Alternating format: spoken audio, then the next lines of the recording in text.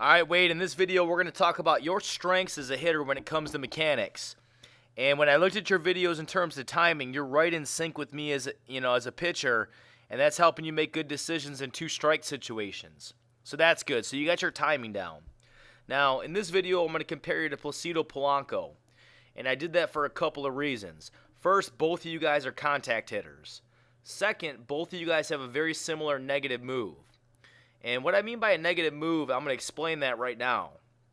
I'm drawing a blue dot around both of your belly buttons at your stance position.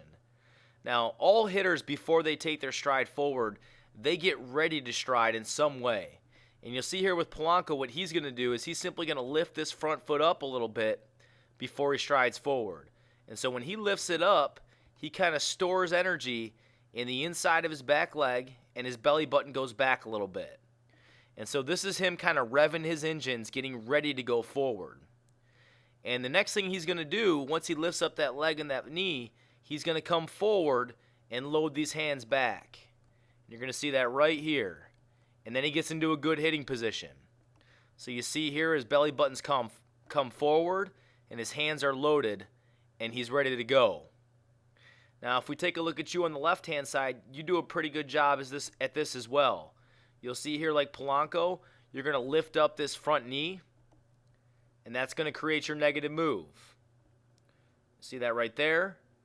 And then the next thing you're going to do, once I mark this negative move here, you see your belly button went back a little bit. The next thing that you do is you take your stride, and you load your hands in your positive move. And there your front foot's down, and you're ready to hit. And if I draw a green dot around your belly button, you'll see that just like Placido Polanco, you have a good negative move and a positive move to kind of create some power. So that's fantastic. Now, the other thing that you do well is when you load your hands, you're able to get a slight inward turn with your shoulders.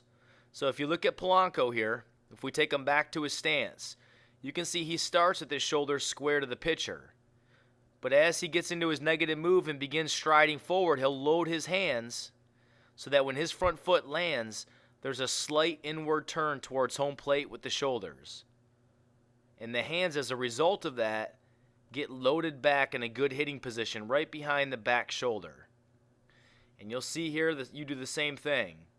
You get ready to stride, and then as you stride, you bring your hands back. And when your front foot lands, you do a nice job creating a slight inward turn with these shoulders.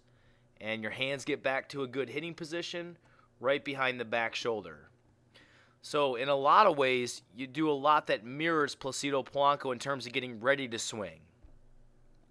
Now in terms of the actual swing, one thing that I really like that you do is when you get to contact, you can see here that both of you guys look a lot alike. You'll notice that you get a firm front leg like Placido Polanco does. You get your hips rotated. The head is over the back knee. And the thing that I really like is your palm up, palm down position with the hands.